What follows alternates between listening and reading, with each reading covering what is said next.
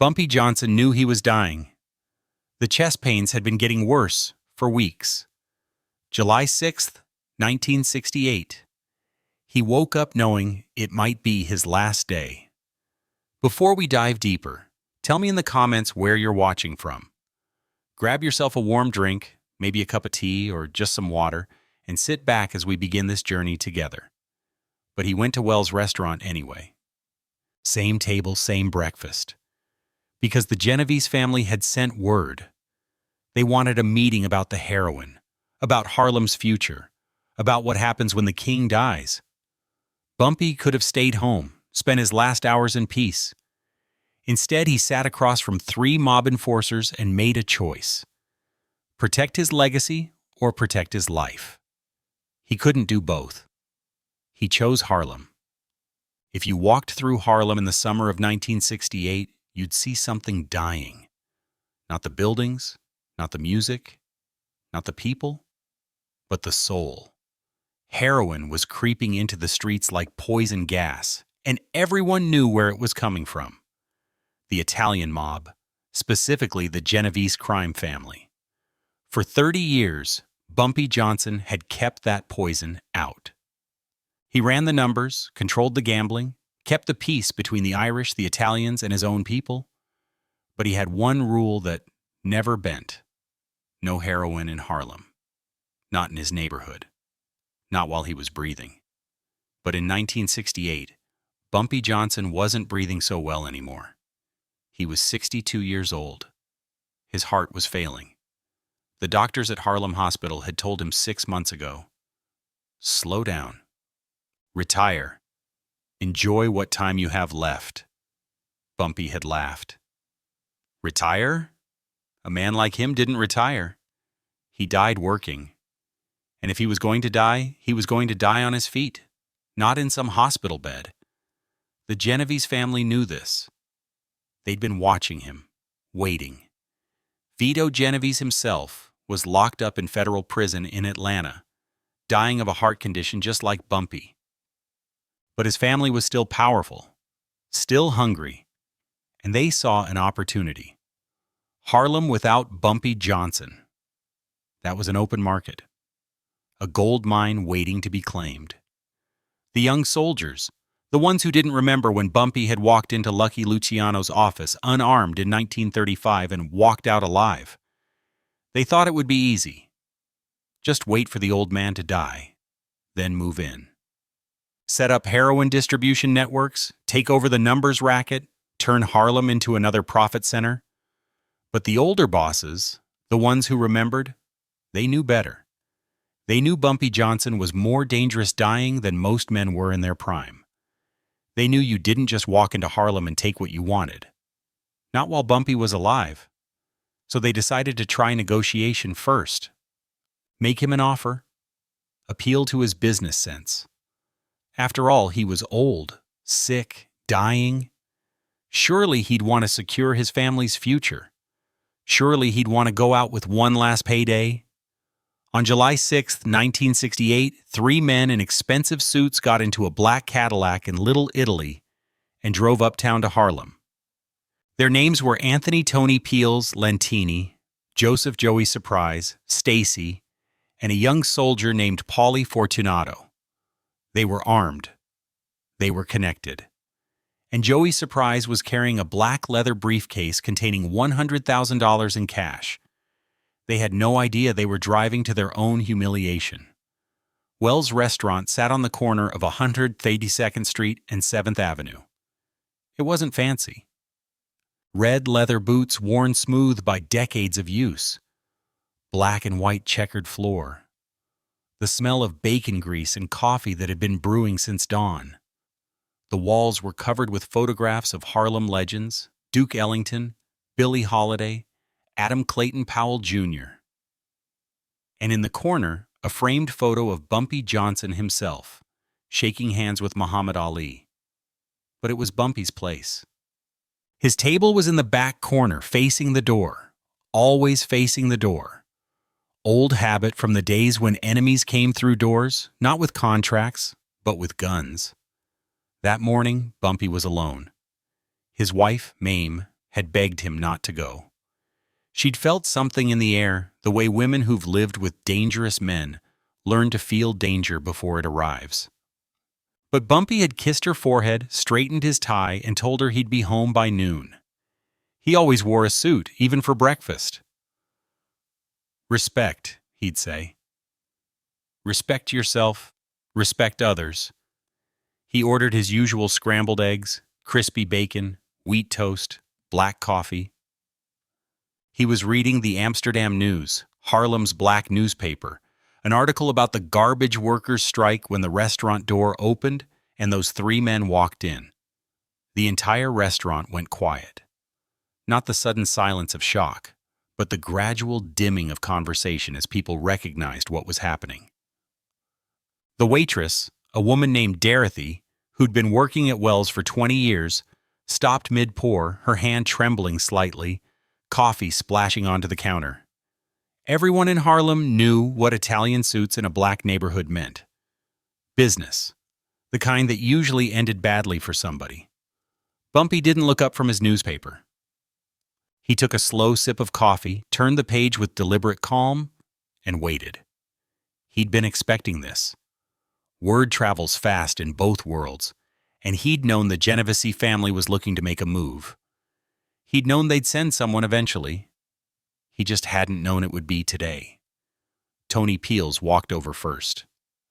He was the talker, the negotiator, a capo in his mid-40s who'd made his bones running bookmaking operations in the Bronx. Joey's surprise stayed by the door, blocking it, his eyes scanning the restaurant for threats. The black leather briefcase hung heavy in his hand. Polly, the young one, barely 25, stood behind Tony trying to look hard, trying to look like he belonged in the same room as Bumpy Johnson.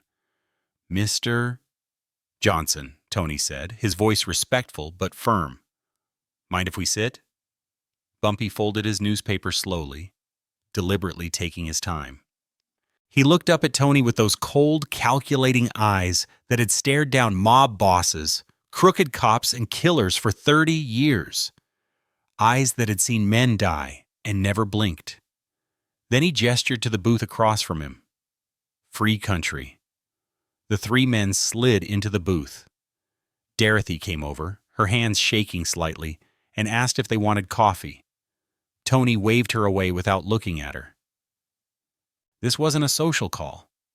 This was business. For a long moment, nobody spoke. The only sounds in Wells' restaurant were the sizzle of bacon on the griddle, the low hum of whispered conversation from other tables, and the tick of the old Coca-Cola clock on the wall. Everyone in the restaurant was watching, pretending not to watch. Across the street in a parked Buick, two of Bumpy's men sat watching through the window. Big Jack Turner and Raymond Slim Washington. They'd been there since 6:30 that morning, drinking cold coffee and waiting. Bumpy never went anywhere without backup. Not in 1968. Not with the streets getting dangerous, the young punks getting bold, the old rules breaking down. Tony Peels broke the silence. He nodded to Joey's surprise, who stepped forward from his position by the door. Joey placed the black leather briefcase on the table between Bumpy and Tony, right next to Bumpy's coffee cup. The kind of briefcases bankers carried. The kind serious money traveled in. The metallic latches clicked open with a sound that seemed too loud in the quiet restaurant. Inside, stacked neatly, and bundles secured with bank straps were $100 bills. A lot of them. The money was real, visible, tempting. "Mr. Johnson," Tony said, his voice lowering to that confidential tone businessmen use when they're about to propose something they know is wrong, but profitable. Bumpy didn't touch the briefcase. Didn't even look inside it. His eyes stayed locked on Tony's face. "I'm listening." Tony Peels leaned forward, his hands folded on the table away from the open briefcase. "The world is changing, Mr. Johnson. You know this better than anyone. The young people, they don't want numbers anymore. They don't want policy slips and betting pools. They want something stronger, Something that makes them forget about Vietnam, forget about poverty, forget about everything. They want heroin. Bumpy's expression didn't change. He took another sip of coffee, his hands steady. Tony continued, gesturing to the open briefcase. Now, whether you like it or not, it's coming to Harlem. The demand is there. The supply routes are established. We've got connections in Marseille, in Turkey. Tony Peels leaned forward, his hands folded on the table away from the open briefcase. The world is changing. Mr. Johnson, you know this better than anyone. The young people, they don't want numbers anymore. They don't want policy slips and betting pools. They want something stronger, something that makes them forget about Vietnam, forget about poverty, forget about everything. They want heroin. Bumpy's expression didn't change. He took another sip of coffee, his hands steady. Tony continued, gesturing to the open briefcase. Now, whether you like it or not, it's coming to Harlem. The demand is there. The supply routes are established. We've got connections in Marseille, in Turkey, in Southeast Asia. The product is going to flow. The only question is who controls it. He gestured to the stacks of bills. This is $100,000 in cash, tax-free, untraceable, and it's just the down payment. We're offering you 30% of all heroin profits in Harlem. You don't have to do anything. Don't have to distribute. Don't have to take any risk. Just stop blocking us.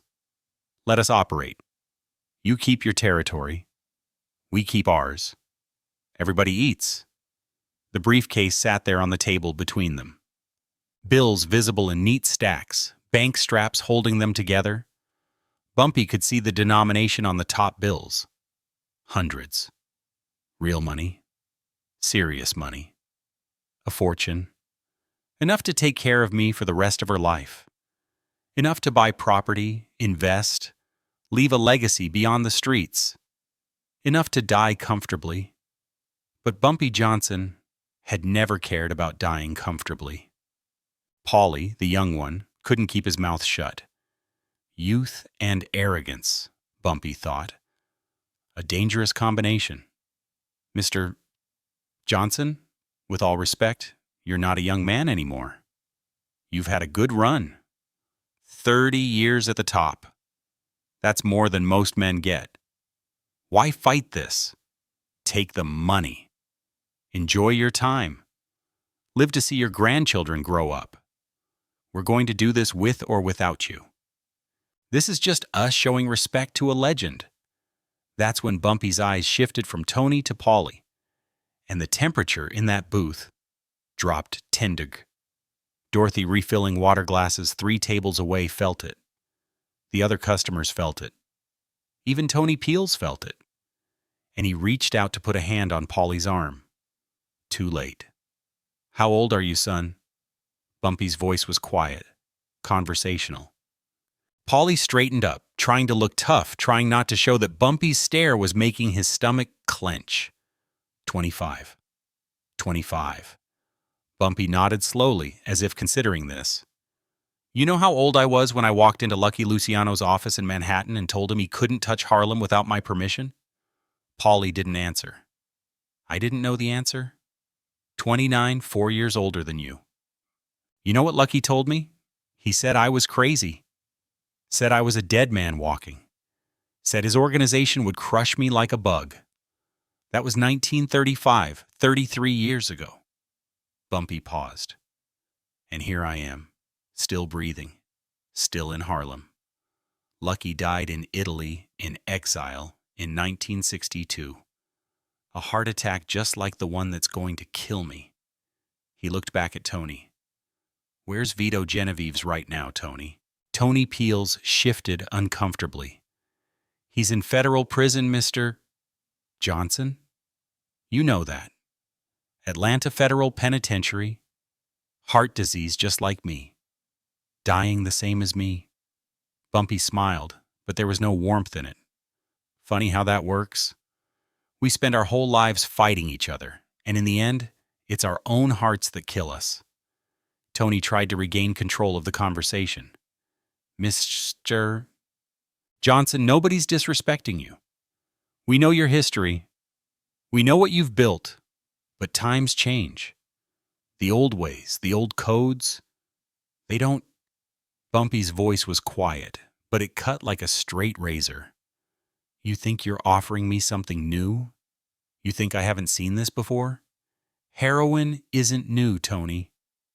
It's been knocking on Harlem's door since 1920, after World War I, then again after World War II. And every single time I slammed that door shut. You know why? Tony didn't answer. Because I've seen what it does. I watched it destroy Chinatown in the 1930s. I watched it hollow out neighborhoods in Chicago.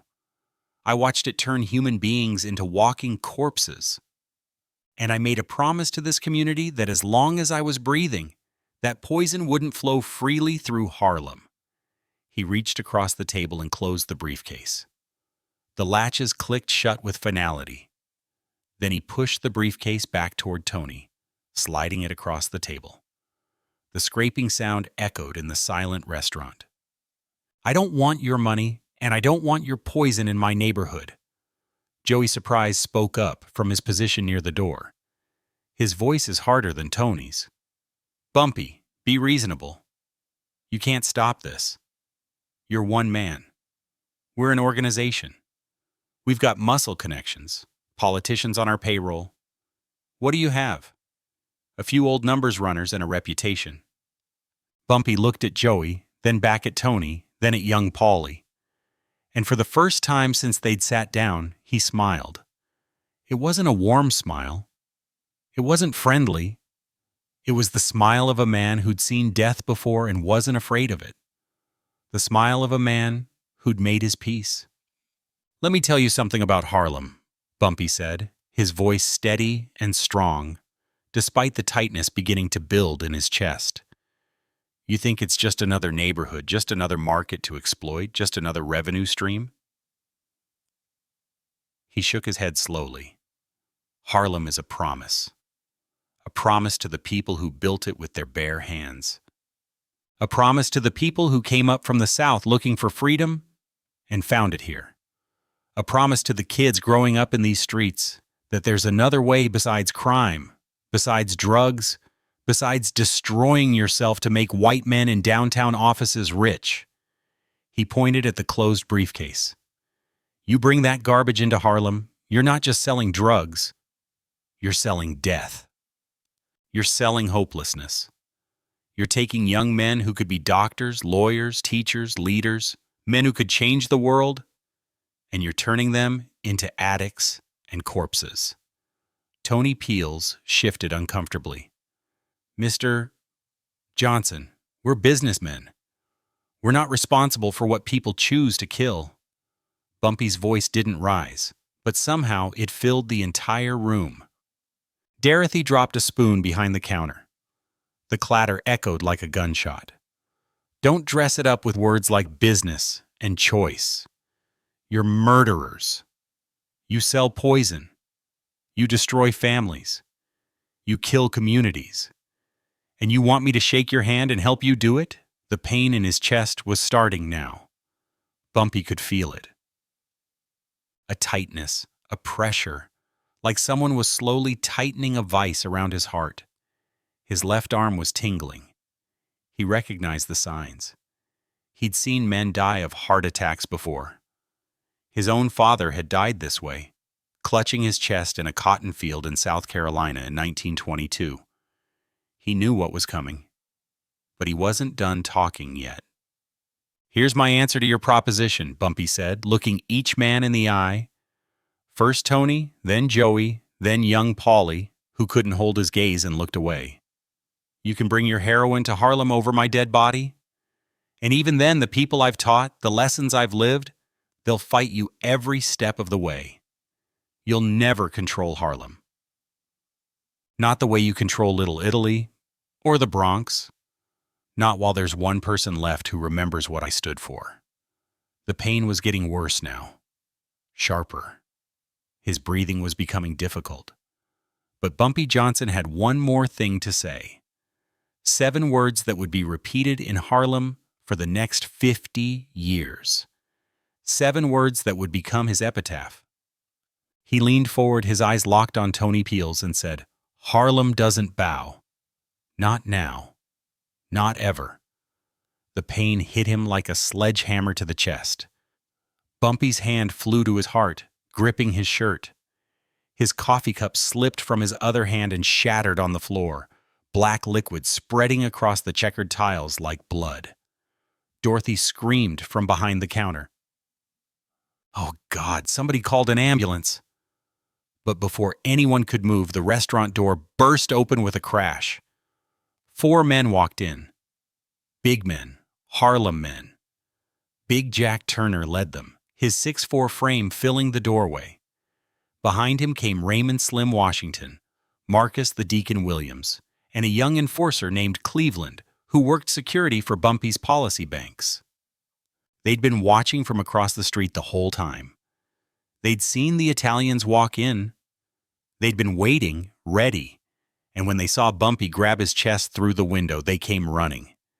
Big Jack's eyes went from Bumpy clutching his chest, gasping for air, to the 3 Italians sitting across from him in the booth, to the black briefcase on the table between them. "What did you do to him?" Big Jack's voice was pure ice, pure murder. Tony Peel's went pale. His hands came up instinctively, showing he was unarmed, showing he meant no harm. "Nothing. We were just talking. He just grabbed his chest. "I swear to God, we didn't—" "You brought poison to his table?" Big Jack stepped closer, his massive hands flexing into fists. "You disrespected him in his own neighborhood. And now he's dying right in front of you." That's when Tony Peel's understood, and so did Joey Surprise, and so did young Paulie, whose face had gone from cocky to terrified in about 3 seconds. It didn't matter what actually happened. It didn't matter that Bumpy was 62 years old with a failing heart. And this was probably going to happen today, whether they showed up or not. What mattered was perception. What mattered was what it looked like. 3 Italian mobsters sitting across from Bumpy Johnson when he has a heart attack in Harlem, with witnesses in a neighborhood that loved him like a father. They'd be torn apart before the ambulance arrived. Joey's Surprise was already backing toward the door. The briefcase is still in his hand. Paulie's hand started to go toward his jacket, toward his gun. But Big Jack caught his wrist in a grip like a steel trap. "You pull that gun, boy, and you'll never leave this neighborhood. None of you will. There'll be 3 bodies floating in the East River by sunset." Through his pain, through the vice crushing his chest, through the difficulty breathing, Bumpy managed to speak. His voice was barely a whisper, but in the terrified silence of Wells' restaurant, everyone heard it. "Let them go." Big Jack looked down at him, confused, angry. "Boss, let them go." Bumpy's breathing was ragged now. "Each word is a struggle. I want them to tell their bosses." He looked directly at Tony Peel's, who was frozen in the booth, too scared to move, too scared to stay. "Tell them Harlem doesn't bow." Big Jack released Paulie's wrist. He stepped back, creating a path to the door, but his eyes promised violence if they ever came back. Tony Peel's grabbed the briefcase from the table. Evidence, witness, problem. And the 3 Italians didn't walk. They ran. Joey clutching the briefcase, Paulie and Tony right behind them. Out the door into their Cadillac. Tires squealing as they burned rubber. Of getting out of Harlem. They weren't running from Bumpy. They were running from the rage of an entire neighborhood. From the knowledge that if Bumpy Johnson died with them in the room, they'd be blamed, and Harlem would come for them. Every street corner, every alley, every rooftop, there'd be nowhere safe. Better to run, better to disappear. Behind them in Wells' restaurant, Dorothy was at Bumpy's side now, holding his hand, tears streaming down her face. Big Jack was yelling for someone to call the hospital. Other customers were gathering around, some crying, some praying. Bumpy looked up at Dorothy and managed to smile. A real smile this time, soft and genuine. "Tell me," he whispered. "Tell her I'm sorry I missed lunch." Those were his last words. At 8:52 Essence was Yanba. On July 7, 1968, Bumpy Johnson's heart gave out. 5 minutes after the meeting with the Genovese family representatives. 5 minutes after he said no to $100,000. 5 minutes after he chose principle over survival. He died sitting in his booth at Wells Restaurant, the same place he'd eaten breakfast every Saturday morning for 20 years. He died surrounded by his community, by people who knew him, respected him, loved him. He died free, unbought, unbowed. The funeral was 5 days later at Abyssinian Baptist Church on 138th Street. More than 5,000 people came to pay their respects. The line stretched for 6 blocks down 7th Avenue. People who'd never met Bumpy, people who'd only heard the stories, people whose parents had told them about the man who'd kept Harlem safe. They all came to say goodbye. The Italian mob, true to form, tried to move in after Bumpy's death. For about 6 months, they pushed heroin into Harlem, thinking the king was dead and the throne was empty. They were wrong. The old guard, the numbers runners who'd worked with Stephanie, Claire, and Bumpy since the 1930s, the local operators who remembered the codes, the street-level organizers who'd learned from watching Bumpy navigate between legitimacy and the underworld. They remembered what Bumpy had stood for. They remembered his words. Harlem doesn't bow. But the truth is painful, and history demands honesty. Bumpy's death did create a vacuum, and nature abhors a vacuum. Within a few years, younger hustlers who didn't remember Bumpy's rules, who hadn't sat at his knee and learned the difference between taking what you need and destroying your own community, they did start bringing heroin into Harlem in larger quantities. They told themselves they were different. They told themselves they were smarter. They told themselves they could control it, could contain it, could profit from it without destroying the neighborhood. They were wrong. The heroin epidemic that Bumpy died fighting came anyway. Through the 1970s and into the 1980s, Harlem suffered. Families were destroyed. Young men and women became addicts. The very nightmare Bumpy had tried to prevent became reality. But here's what the history books miss. What the statistics don't capture. It was harder because of Bumpy. The Italian mob never fully controlled Harlem the way they controlled Little Italy, the Bronx, or parts of Brooklyn. Local operators retained some autonomy. The community remembered there was another way, even if they couldn't always live it. And when the worst of the epidemic hit, when crack cocaine came in the 1980s, there were still people in Harlem who remembered Bumpy Johnson's stand. They invoked his name. They reminded the young people, once we had a man who said no. Once we had a king who chose principle over profit. Once we had a leader who'd rather die than betray his community. That memory mattered. It still matters. Tony Peels kept that black leather briefcase for the rest of his life. Never opened it again after that day. Never deposited the money. Never spent a single dollar. The $100,000 was still inside, exactly as it had been stacked that morning. Same bank straps, same bundles, untouched. He kept it in a safe in his basement in Queens. And occasionally, when young mobsters would come to him for advice, for wisdom, for stories about the old days, he'd take out that briefcase, open it, and show them the money. This, he'd say, pointing to the neat stacks of bills, is what happens when you disrespect a king. This is what happens when you think money can buy everything. Bumpy Johnson was dying. We offered him a fortune, and he chose to die rather than take it. He'd close the briefcase and lock it back in the safe. That's an honor. That's the principle. That's something we've forgotten how to do. Tony Peels died in 1987 of lung cancer. His son, Anthony Jr., found the briefcase in the basement safe after the funeral. He opened it, saw the money, still there, still bundled, bills yellowed with age, but intact, and found a handwritten note tucked inside. Give this to the Schamberg Center in Harlem. It belongs to them, not to us. Let them know it's the money Bumpy Johnson refused. The money that proved he couldn't be bought, TP. The briefcase and its contents were allegedly donated anonymously to the Schamberg Center for Research in Black Culture in 1988. The museum won't officially confirm its existence, but curators who've been there for decades will quietly tell you. Somewhere in the archives, there's a black leather briefcase with $100,000 in 1968 bills. A memorial to the day a dying man said no. Wells Restaurant closed in 1982. A victim of changing neighborhoods and rising rents. Before they tore the building down to make way for a parking garage,